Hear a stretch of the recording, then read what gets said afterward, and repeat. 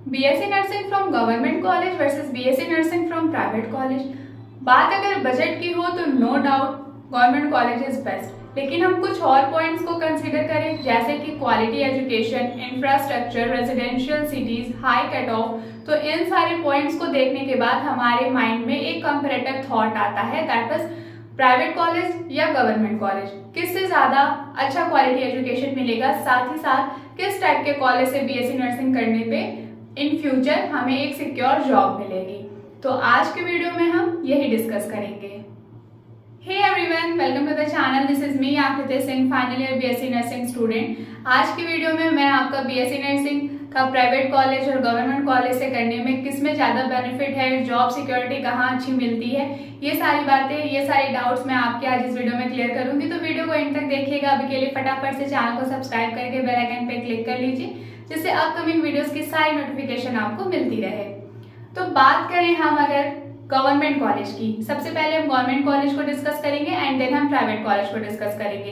तो बात करें अगर हम गवर्नमेंट कॉलेज की, तो देखो जो पॉइंट्स हम डिस्कस करने वाले हैं दैट इज आपकी fee, cut off, quality education, infrastructure, availability of faculty and at last हम डिस्कस करेंगे कि जॉब सिक्योरिटी कहाँ हमें अच्छी मिलती है। ठीक है, तो सबसे पहले हम अगर एनुअल फीस की बात करें तो देखो जो गवर्नमेंट कॉलेज होते हैं, ये तो कॉमन सेंस वाली बात है कि जो गवर्नमेंट कॉलेज होते हैं उनकी fees no doubt private college के कंपैरिजन में कम होगी। बट अभी के टाइम पे जिस तरीके से आप देख रहे हो कि लाइक नॉर्मल या कॉमन लैंग्वेज में बोलूँ तो महंगाई इतनी ज़्यादा बढ़ती जा रही है। सेम एज एजुकेशन डिपार्टमेंट में भी जो हमारे पहले के कंपैरिजन में, जो मतलब पहले के टाइम से अगर हम कंपेयर करें तो गवर्नमेंट कॉलेज की फीस बहुत ज़्यादा बढ़ गई है। अगर सेंट्रल गवर्नमेंट कॉलेज हो, सेंट्रल यूनिवर्सिटीज़ हो, अगर आपको किसी सेंट्रल यूनिवर्सिटी के नर्सिंग डिपार्टमेंट में एडमिशन मिलता है तो वहाँ आपकी फ़ीस कम होगी। बट अगर आप किसी स्टेट का एंट्रेंस एग्ज़ाम क्वालिफाई करते हो और स्टेट के जो गवर्नमेंट कॉलेज होते हैं, जो स्टेट गवर्नमेंट के कॉलेज होते हैं, उनकी जो फीस होती है वो प्राइवेट कॉलेज से जस्ट थोड़ा सा ही कम होता है। जैसे कि अगर आप उत्तर प्रदेश स्टेट से बिलोंग करते हैं तो अभी मैंने एक वीडियो अपलोड की है जिसमें कि Uttar Pradesh common nursing entrance test में जो कॉलेज मेंशन किए गए हैं गवर्नमेंट कॉलेज, उनकी कुछ फीस के बारे में मैं ऑलरेडी डिस्कस कर चुकी हूँ। वीडियो की लिंक मैं इस वीडियो के कमेंट सेक्शन में पिन कर दूंगी, आप एक बार उस वीडियो को भी अच्छे से देख लीजिएगा। तो उसमें हमने जब फी डिस्कस किया था तो आप अगर पहले से वो वीडियो देख चुके हैं तो आपको पता होगा कि सारी जो फीस थी वो अराउंड 2 लाख टू 3 लाख थी, मतलब 2 लाख से कम नहीं था। किसी किसी कॉलेज में विद इन 50,000 था। लेकिन जो बीएससी नर्सिंग का कोर्स होता है वो 4 साल का होता है। ठीक है, तो आपको सिर्फ 1 साल की फीस का नहीं कंसिडर करना है, आपको सब कुछ देखना है कि पूरे 4 साल में आपको कितनी कॉलेज फी पे करनी है। और कॉलेज में सिर्फ एक ट्यूशन फीस नहीं होता है, आपके एडिशनल चार्जेस भी होते हैं जो आपको पे करना होता है, जैसे कि सेमेस्टर एग्जाम के फीस होती हैं या एडिशनल जो क्लिनिकल पोस्टिंग्स लगाई जाती हैं जिनको हम कॉमन लैंग्वेज में नर्सिंग ट्रेनिंग बोलते हैं, उन सारी क्लिनिकल पोस्टिंग के लिए भी हमें पे करना होता है। बट सिंस अगर आप गवर्नमेंट कॉलेज से पढ़ रहे हो तो ये थोड़ा सा इसका जो चार्ज होगा वो कम होगा, क्योंकि गवर्नमेंट कॉलेज में जो फीस होती है वो प्राइवेट कॉलेज के कंपैरिजन में कम होती है। तो अगर हम बजट की बात करें तो हाँ, अगर हमें गवर्नमेंट कॉलेज मिल जाता है बीएससी नर्सिंग करने के लिए तो वो हमारे लिए बेस्ट होगा, क्योंकि हमारे जो हमारा जो इन्वेस्टमेंट है, फाइनेंशियल इन्वेस्टमेंट है, वो हमें बहुत ज़्यादा नहीं करनी पड़ेगी। एक आप बोल सकते हो एक जेन्युइन अमाउंट ही पे करके हम अपनी डिग्री पूरी कर सकते हैं। ठीक है, तो अगर फी की बात करें तो गवर्नमेंट कॉलेज बेस्ट है। अब कट ऑफ की बात करें या फिर सीट अवेलेबिलिटी, तो देखो गवर्नमेंट कॉलेज बेस्ट हैं, उसकी फीस कम है, लेकिन उसमें एडमिशन तो मिले, एडमिशन मिलना ही तो सबसे बड़ा टास्क है हमारा। क्योंकि देखो गवर्नमेंट कॉलेज में जो एडमिशन होते हैं उसका 2 प्रोसेस हो सकता है, या तो आप एक नेशनल लेवल का एग्जाम दो, जैसे कि अब कुछ गवर्नमेंट कॉलेजेस नीट के थ्रू अपना एडमिशन ले रहे हैं, तो आपको national eligibility cum entrance test देना होगा। उसमें आपके जो भी मार्क्स आएंगे आपको पता ही होगा कि अगर आप बायो स्टूडेंट हो तो ऑब्वियसली बात है कि भाई नीट में जिस हिसाब से हाई कट ऑफ होते जा रहे हैं, ये सारी बातों से तो आप फेमिलियर हो गए ही, ऑलरेडी अवेयर हो गया। तो देखो नीट के थ्रू आप कुछ कॉलेजेस ले सकते हैं। तो ये आप जो नीट के थ्रू आपको कॉलेज मिलेंगे वो सेंट्रल यूनिवर्सिटीज अगर रहेंगी तो उनकी फीस थोड़ी सी कम रहेगी, ठीक है, लेकिन कट ऑफ हाई जाएगा तो थोड़ा मुश्किल होगा, ठीक है। और फिर वहीं अगर सेंट्रल को उससे थोड़ा सा नीचे आओ स्टेट यूनिवर्सिटीज पे, तो हर एक स्टेट अपना एग्जाम कराता है। जैसे कि उत्तर प्रदेश में Uttar Pradesh common nursing entrance test होता है, इसके अंडर कुछ कॉलेजेस हैं जो उत्तर प्रदेश के गवर्नमेंट कॉलेजेस, स्टेट गवर्नमेंट के कॉलेजेस हैं। इन सारे कॉलेजेस की जो फीस होती है वो तो मतलब ठीक है थोड़ी हाई होती है, बट प्राइवेट कॉलेज के कंपैरिजन में कम होती है। लेकिन कट ऑफ की बात करें तो इधर आपका कंपटीशन कम होता है इन कंपैरिजन टू अगर आप नीट के through BSc nursing central university के लिए आप ट्राई कर रहे हो, तो उसके कंपैरिजन में आपका इधर स्टेट में थोड़ा सा कंपटीशन कम रहता है, क्योंकि जो स्टेट के एग्जाम्स होते हैं ना उसका जो सिलेबस, बस आपको सब्जेक्ट्स बताए जाते हैं, सिलेबस पूरा क्लियर नहीं होता है। लेकिन वही जो नीट के सिलेबस की बात करें तो आपको अच्छे से पता है कि आपको 11th और 12th की फिजिक्स केमिस्ट्री बायोलॉजी ही पढ़नी है सिर्फ, और केमिस्ट्री, और नीट में एनसीईआरटी के बाहर कुछ भी नहीं आएगा। तो ऑब्वियस ही बात है बच्चे पूरा पढ़ लेंगे, जो नर्सिंग तक, जिसको नर्सिंग चाहिए, जो एमबीबीएस बीएमएस के लिए नीट नहीं दे रहे हैं, सिर्फ नर्सिंग के लिए नीट दे रहे हैं, वो अपना पूरा बायोलॉजी पढ़ लेंगे, थोड़ा बहुत केमिस्ट्री, और आप मतलब केमिस्ट्री वालों 60-70% पढ़ लेंगे, फिजिक्स वो 20-30% पढ़ लेंगे, तो उतने में उनका नर्सिंग के लिए सीट सिक्योर हो जाएगा। तो उधर सब यही काम करेंगे तो कट ऑफ हाई जाएगी नर्सिंग वालों के लिए। लेकिन वहीं अगर स्टेट की बात करें तो स्टेट का जैसे कि Uttar Pradesh common nursing entrance test है, तो उसने ये बताया है कि आपको फिजिक्स, केमिस्ट्री, बायोलॉजी, इंग्लिश और जनरल नॉलेज आपको पढ़ना है, लेकिन सिर्फ एनसीईआरटी से ही पढ़ना है ऐसा कुछ खास मेंशन नहीं किया गया है। तो आपको 11th-12th के सिलेबस को माइंड में रखते हुए उससे रिलेटेड सारी चीजें पढ़नी होगी। तो इधर आपको एग्जैक्टली पता नहीं है कि आपको क्या पढ़ना है, कहाँ से पढ़ना है, तो सब अपने हिसाब से थोड़ा थोड़ा पढ़ के आएंगे। तो कंपटीशन सबके साथ है, तो उधर क्या है कि सिलेक्शन तो भाई होना है, लेकिन बहुत ज्यादा कट ऑफ नहीं जाता है, ठीक है। तो अगर आप स्टेट के किसी गवर्नमेंट कॉलेज में पढ़ना चाह रहे हो स्टेट एंट्रेंस एग्जाम दे करके, तो इधर आपका जो कट ऑफ है वो थोड़ा लो रहेगा, मतलब थोड़े बहुत कम मार्क्स आपके रहेंगे तो भी आपको गवर्नमेंट कॉलेज मिलने के चांसेस हैं। तो गवर्नमेंट कॉलेज में जो एडमिशन का टास्क है वो डिपेंड करता है कि आप जिस साल एंट्रेंस दिए हो उस साल क्या कट ऑफ रहा है। आपकी कैटेगरी भी मैटर करती है, क्योंकि कैटेगरी का रिजर्वेशन हर एग्जाम में होता है। आप जनरल हो, ओबीसी हो, एसटी हो, एससी हो, आप जिस कैटेगरी से बिलोंग करते होंगे वो सारी चीजें मिल करके आपका एक फाइनल कट ऑफ बनेगा, और उस फाइनल कट ऑफ में अगर आप रहोगे तभी आप, जब आप काउंसलिंग में अपीयर होगे तो काउंसलिंग के थ्रू आपको कॉलेज मिलेगा। तो गवर्नमेंट कॉलेज मिल जाए तो अच्छा है, लेकिन गवर्नमेंट कॉलेज मिलना मुश्किल है, ये बात अपने माइंड में बिठा लो। गवर्नमेंट कॉलेज मिल जाए तो अच्छा है, लेकिन गवर्नमेंट कॉलेज मिलना मुश्किल है, क्योंकि number of government college in comparison to private college कम है, ठीक है। और दूसरी चीज, गवर्नमेंट कॉलेज का जो सीट्स होते हैं वो इतनी ज्यादा नहीं होती हैं भाई कि सारे बच्चों को गवर्नमेंट कॉलेज ही मिल जाए, कुछ ही बच्चों को गवर्नमेंट कॉलेज मिल पाता है, ठीक है। तो सीट अवेलेबिलिटी गवर्नमेंट कॉलेज में कम है कंपैरिजन टू अगर आप पूरे प्राइवेट कॉलेज को मिला लो तो, ठीक है। अब हमको ये पता चल गया कि अगर हम बजट की बात करें तो नो डाउट भाई हमको गवर्नमेंट कॉलेज ही हमारे लिए बेस्ट है, लेकिन इसमें एडमिशन मिलना मुश्किल है, क्योंकि list of and number of government colleges भी कम है, सीट अवेलेबिलिटी भी कम है, कट ऑफ का भी इशू है, ठीक। तो दो डाउट हमारे क्लियर हो जाते हैं। अब हम बात करते हैं इंफ्रास्ट्रक्चर की।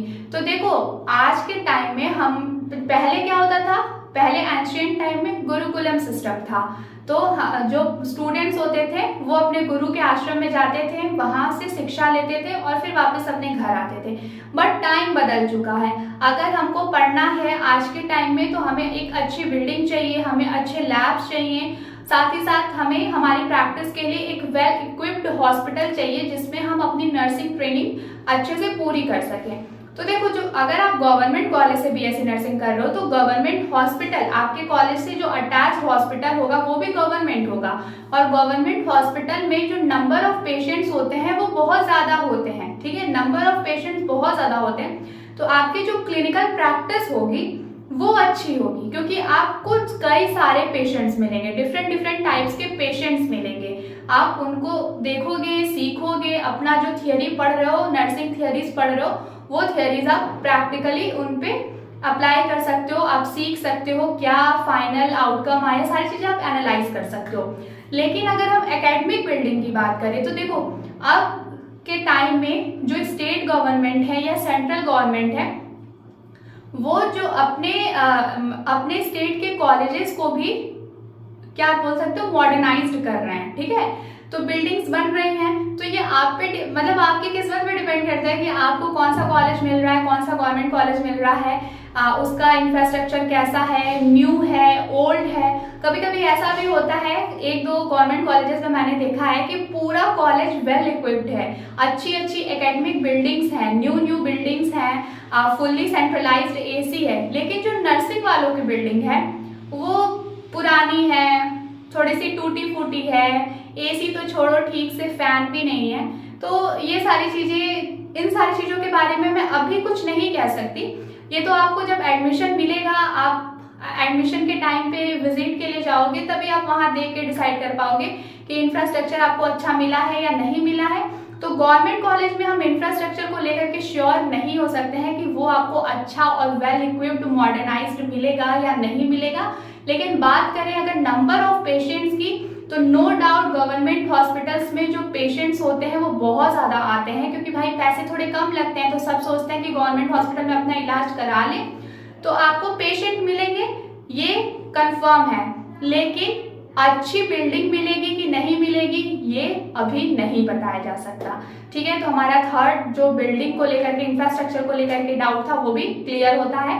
अब हम आगे बढ़ते हैं, नंबर ऑफ फैकल्टीज, मतलब पढ़ाने के लिए टीचर्स अवेलेबल होंगे या नहीं होंगे। जो गवर्नमेंट टीचर्स होते हैं उनको जो जॉब मिलती है गवर्नमेंट नर्सिंग कॉलेज में, उसके लिए गवर्नमेंट वैकेंसी निकालती है। जब वैकेंसी निकालती है तो जो भी बीएससी एमएससी ग्रेजुएट्स होते हैं, वैकेंसी का जो भी रिक्वायरमेंट होता है वो लोग एग्जाम देते हैं, उसको पास करते हैं, उसके बाद उनको गवर्नमेंट कॉलेज में, नर्सिंग कॉलेज में आप जैसे स्टूडेंट्स को पढ़ाने के लिए ऑफर मिलता है, जॉब मिलता है, ठीक है। तो आपके लिए टीचर्स कितने रखने हैं ये तो भाई गवर्नमेंट डिसाइड करेगी, गवर्नमेंट वैकेंसी निकालेगी, लेकिन जब तक कोई इंसान उसको एग्जाम को पास करके, कोई टीचर क्वालिफाई करके आपके लिए रिक्रूट नहीं होता है, तब तक हम टीचर्स के लिए भी कुछ नहीं कह सकते हैं। और गवर्नमेंट कॉलेज में ऐसा भी होता है कि लाइक देखो, कॉलेज का एक सीन होता है ना, स्कूल में सारी क्लासेस रेगुलर चलती हैं, लेकिन गवर्नमेंट या कॉलेज में कहो या प्राइवेट कॉलेज या फिर सिर्फ हम कॉलेज की बात करें तो कॉलेज के students no doubt school student के कंपैरिजन में मैच्योर होते हैं। उनको कोई पढ़ाए, रेगुलर क्लासेस ले ना ले, उनको पता है कि उनको अपना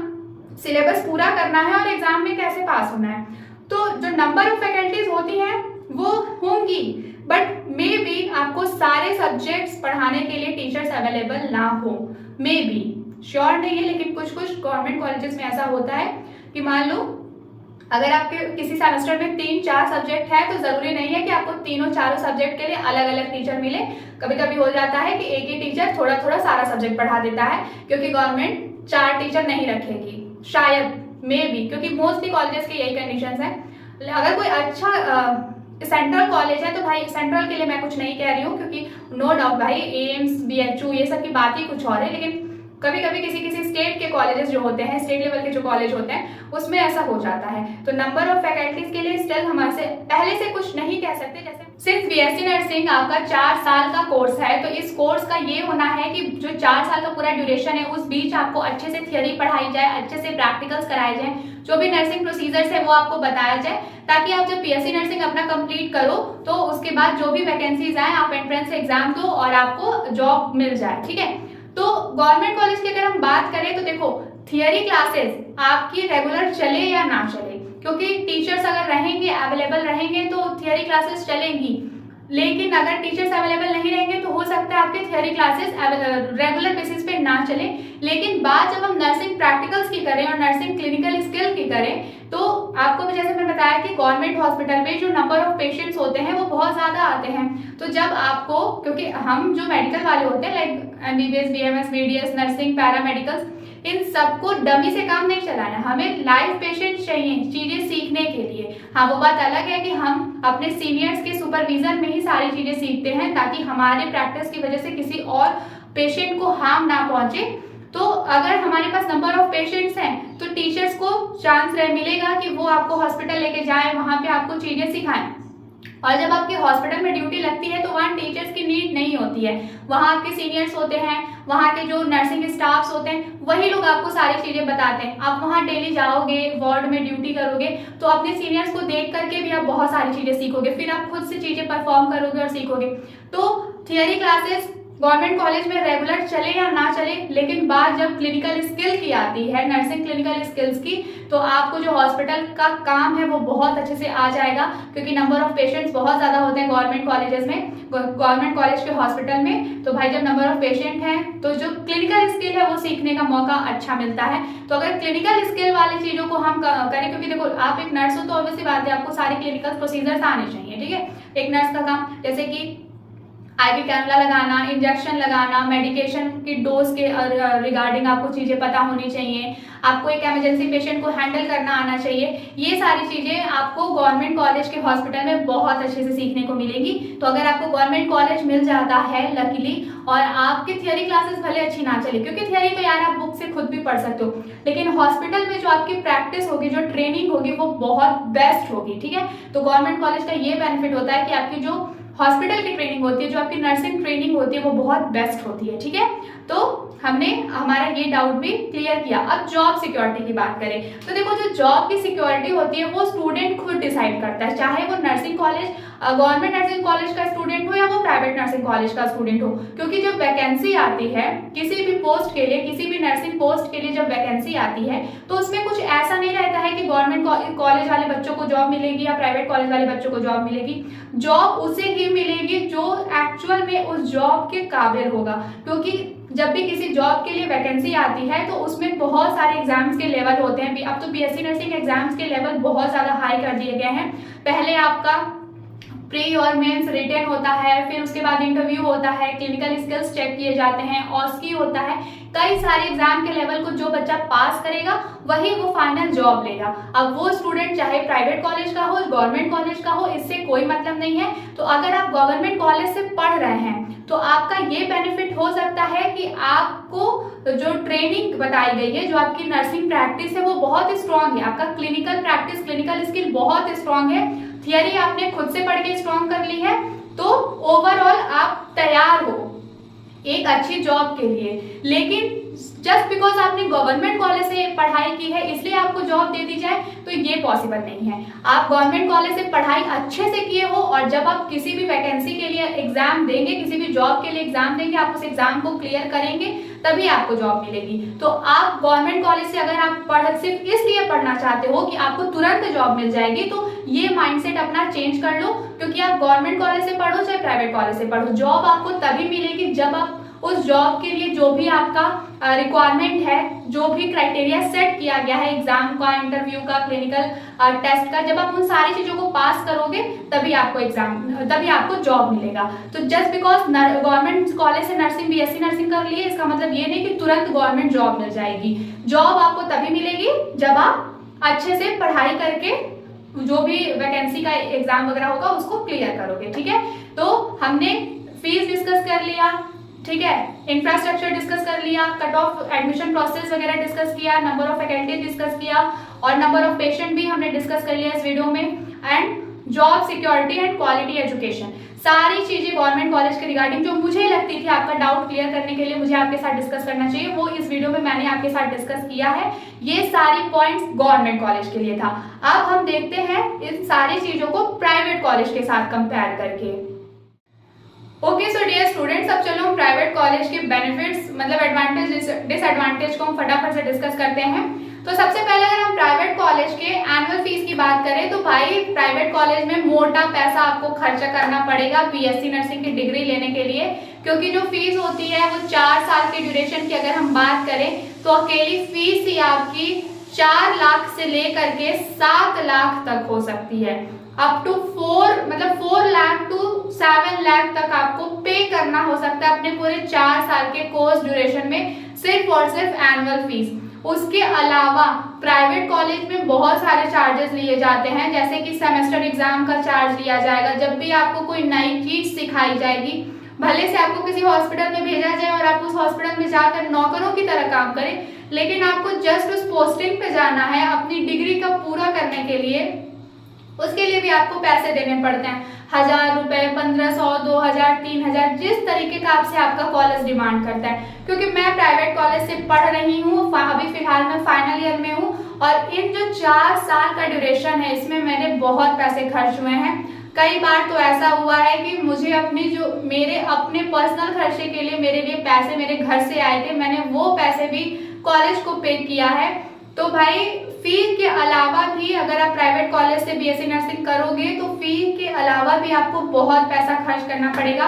तो ओवरऑल 4 साल की बीएससी नर्सिंग करने के लिए आपका लगभग 7 लाख रुपए लग सकता है, 7 से 8 लाख रुपए लग सकता है। और ये मैं सिर्फ एनुअल फीस की बात कह रही हूँ। इसके अलावा जो अगर आप कॉलेज का हॉस्टल लेते हैं तो वो सब आप छोड़ दो।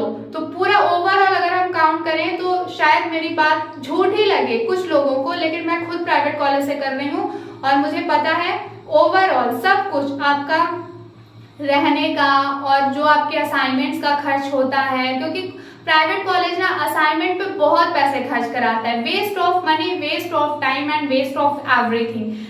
बट तो ठीक है, अब डिग्री लेनी है, एडमिशन लिया है, पढ़ाई कर रहे हैं, ग्रेजुएट होना है, तो हमको पैसे तो देने ही पड़ेंगे।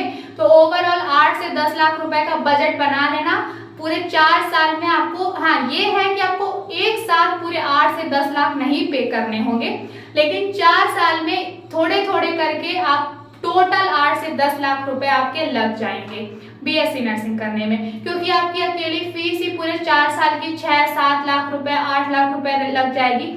क्योंकि जो प्राइवेट कॉलेज की फीस होती है वो कुछ इस तरीके से होती है, जैसे कि 1,20,000, 1,30,000, किसी कॉलेज में 1,90,000, 2-2 लाख तक की बीएससी नर्सिंग की फीस होती है प्राइवेट कॉलेजेस में। तो आप उस हिसाब से 1 साल की, तो 4 साल की तो आप वैसे जितना फीस है उसमें मल्टीप्लाई कर लो। जैसे कि मैं देखो, जब मैंने 2021 में एडमिशन लिया, मैंने अभी तक अपने कॉलेज का नाम रिवील नहीं किया, लेकिन आज मैं इस वीडियो में अपने कॉलेज की फीस बता रही हूँ। तो मेरी जो पर ईयर कॉलेज की फीस थी वो 1,05,000 थी, ठीक है। तो 4 साल में जो मेरी फीस आई वो 4,20,000 आई। प्लस फर्स्ट ईयर में मैंने हॉस्टल लिया था, हॉस्टल का मेरा 60,000 रुपए था। उसके बाद हॉस्टल मेरा अच्छा नहीं था, इसलिए मुझे वो 60,000 मेरा वो वैसे ही थोड़ा बहुत वेस्ट गया। और फिर मैं बाहर, क्योंकि मुझे हॉस्टल में खाना वगैरह अच्छा नहीं मिल रहा था, मेरी तबीयत भी बहुत ज़्यादा खराब हो गई थी हेल्थ इश्यूज से, फिर मैंने बाहर पीजी देखा। तो पीजी मतलब मैं जिस सिटी में रह करके पढ़ाई कर रही हूँ वो बहुत डेवलप सिटी नहीं है, तो यहाँ पीजी वगैरह उतनी अच्छी अवेलेबल नहीं है। फिर रूम रेंट पे लिया, तो भाई रूम का रेंट दो, इलेक्ट्रिसिटी बिल दो, सारी चीजें अरेंज करो, सिलेंडर एंड देन एवरीथिंग, जो भी हमारा मंथली की ग्रोसरीज होती हैं वो सारी चीजें खुद से बाय करनी पड़ती हैं। तो मेरा 60,000 70,000 लिविंग एकोमोडेशन जा रहा है ना पूरे साल का। तो 4,20,000 फीस गई। उसके बाद कॉलेज में मुझे सेमेस्टर की फीस देनी पड़ती थी, जब अभी तो मैं फाइनल ईयर में आ गई हूँ, बट इसके पहले पर सेमेस्टर फीस लगती थी। किसी पोस्टिंग पे जाते थे, किसी क्लिनिकल पोस्टिंग पे जाते थे तो वहां फीस देनी पड़ती थी। तो तरह तरह से पैसे लिए गए हैं। अब तक ओवरऑल 4 साल, चौथे साल में आ करके काउंट करती हूँ तो 7 से 8 लाख रुपए खर्च हो गए हैं मेरे ओवरऑल, ठीक है। और अब तो भाई और फीस बढ़ गई है। मैं 2021 के बैच की हूँ, आप अभी 2025 के बैच के रहोगे, तो थोड़ा थोड़ा हर चीज बढ़ा है। तो उसी हिसाब से आप अपना बजट 1-2 लाख और बढ़ा लो, ठीक है। तो प्राइवेट कॉलेज से फीस बहुत ज्यादा लगती है, लेकिन ये है कि जो प्राइवेट कॉलेज में आपका इंफ्रास्ट्रक्चर की बात करें, बिल्डिंग की बात करें, तो बिल्डिंग बहुत अच्छी मिलेगी, क्योंकि पैसे उसी के तो लिए जा रहे हैं। लेकिन एसी वेसी का तो सपना छोड़ देना, क्योंकि बिल्डिंग अच्छी मिल जाएगी बट नर्सिंग वालों को इज्जत नहीं मिलती है, नर्सिंग स्टूडेंट को इज्जत नहीं मिलती, क्योंकि मेरी यूनिवर्सिटी में यही होता है। बाकी डिपार्टमेंट के बच्चों को बहुत अच्छे से सारी चीजें, सारी फैसिलिटी दी जाती हैं, लेकिन नर्सिंग डिपार्टमेंट के बच्चों को एक फैन तक अच्छा नहीं दिया जाता है। तो आपको जिस बिल्डिंग का पैसा देना है। दूसरी चीज, इसके अलावा अगर हम कट ऑफ की बात करें तो देखो प्राइवेट कॉलेज का के लिए आपको बहुत ज़्यादा नंबर लाने की ज़रूरत नहीं है। मैं जिस कॉलेज में अभी हूँ उस कॉलेज का डायरेक्ट एंट्रेंस हुआ तो मेरा उस एंट्रेंस के थ्रू एडमिशन हो गया था। लेकिन अभी उत्तर प्रदेश में Uttar Pradesh common nursing entrance test होता है। इस एग्जाम के थ्रू जो भी प्राइवेट कॉलेज हैं वो आपको मिल जाते हैं। आपके जितने आपके नंबर आए हैं उस नंबर में जब आप काउंसलिंग कराओगे तो कोई ना कोई प्राइवेट कॉलेज आपको अलॉट हो जाएगा। तो अगर आपके 200 मार्क्स के पेपर हैं तो आप अराउंड आप मान के चलो 130 प्लस मार्क्स ले आते हो तो भी आपको अच्छा खासा प्राइवेट कॉलेज कोई ना कोई मिल ही जाएगा।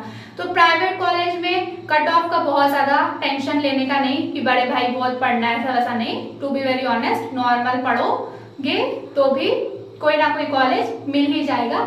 बस कौन सा एग्जाम दे रहे हो, कितना कट ऑफ आ रहा है, कितने कॉलेजेस हैं, क्या कैटेगरी वाइज कितना कट ऑफ है, बस इन सारी चीजों का थोड़ा सा ध्यान रखना, एक प्लान बनाना, उतना एग्जाम में करके आना, कोई ना कोई कॉलेज आपको मिल जाएगा। ठीक है, तो प्राइवेट कॉलेज में अगर आपके पास पैसे हैं तो एडमिशन लेना बहुत कोई मुश्किल की बात नहीं है।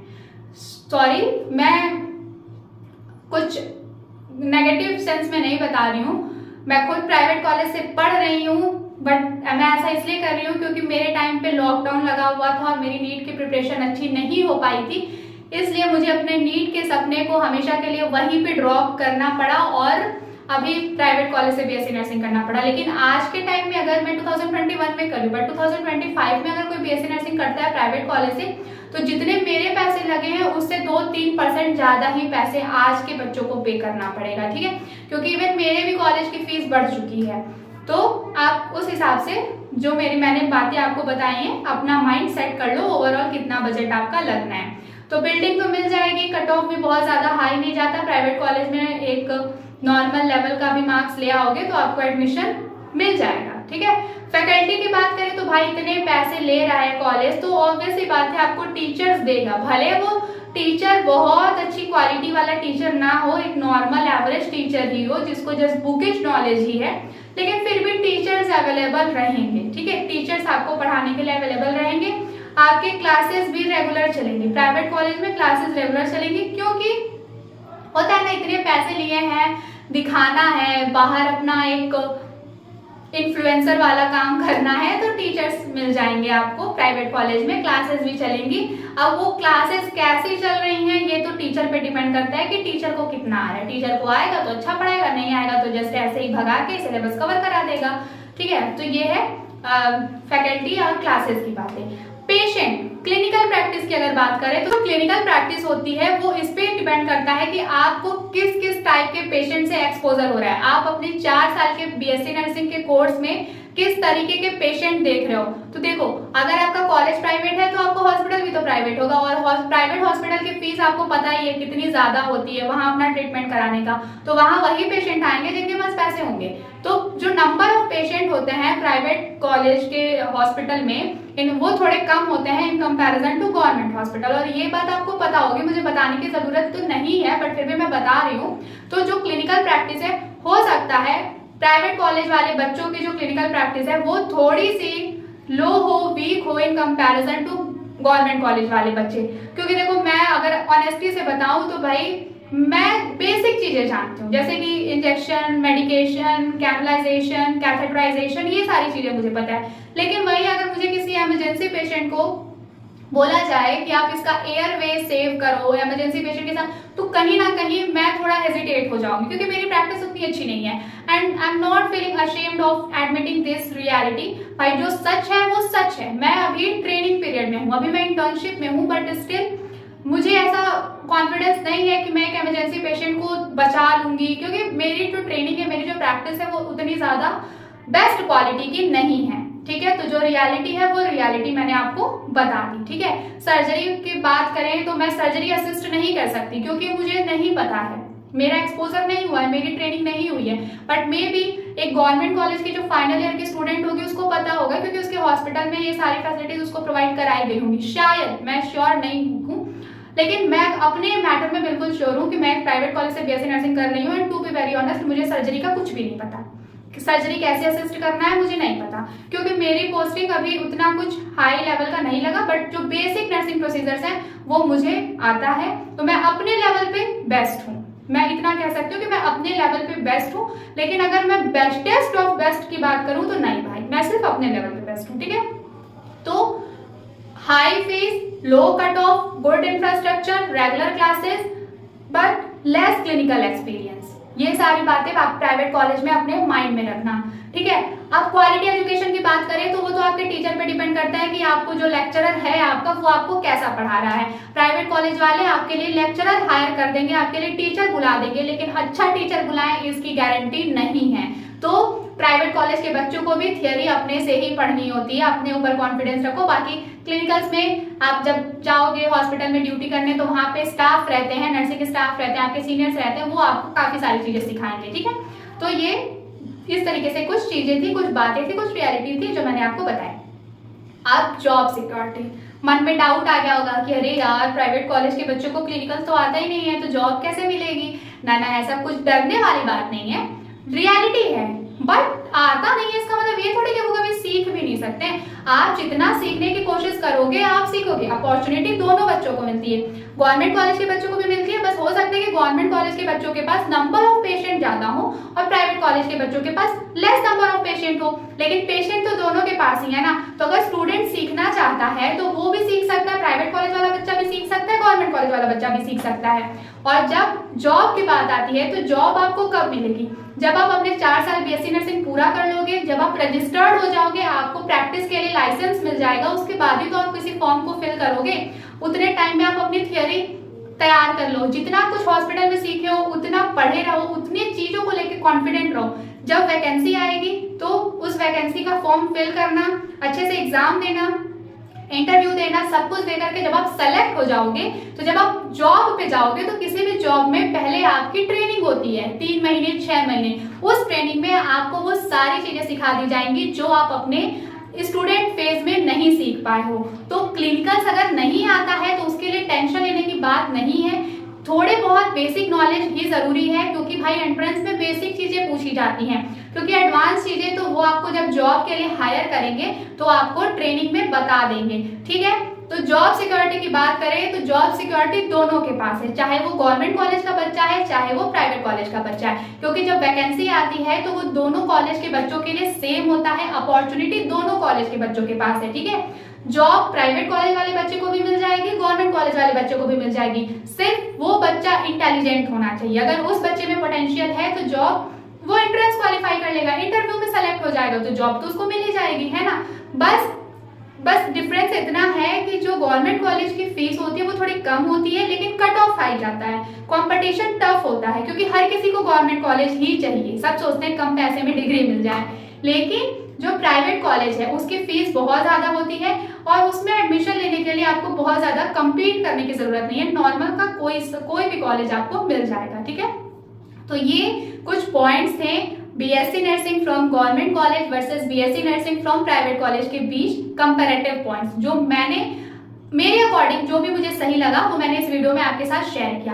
अब आपको ये चीजें कितनी यूजफुल लगी let me know in the comment section. और अगर आप Uttar Pradesh common nursing entrance test की तैयारी कर रहे हो 2025 में, तो Uttar Pradesh common nursing entrance test में कुछ गवर्नमेंट कॉलेजेस की लिस्ट और उसके एनुअल फी के रिगार्डिंग मैं ऑलरेडी डिस्कस कर चुकी हूँ। एक बार आप उस वीडियो को भी जरूर देखिएगा, वीडियो की लिंक मैं इस वीडियो के कमेंट सेक्शन में पिन कर दूंगी। और अगर आप इन फ्यूचर बीएससी नर्सिंग में एडमिशन लेते हैं और आपको लेक्चर चाहिए फ्री ऑफ कॉस्ट, तो वो लेक्चर्स भी आपको इस चैनल पे मिल जाएंगे, क्योंकि इस चैनल पे मैं बीएससी नर्सिंग बच्चों के लिए फ्री लेक्चर सीरीज भी चलाती हूँ, ठीक है। So this is all about today's video. I hope आपके सारे डाउट्स क्लियर हो गए होंगे, बट स्टिल आपके मन में कोई भी डाउट है तो let me know in the comment section, मैं आपके उस डाउट के रिगार्डिंग भी वीडियो अपलोड करूंगी। अभी के लिए चैनल को सब्सक्राइब करके बेल आइकन पे क्लिक कर लो, जिससे अपकमिंग वीडियोस की सारी इन्फॉर्मेशन आपको मिलती रहे।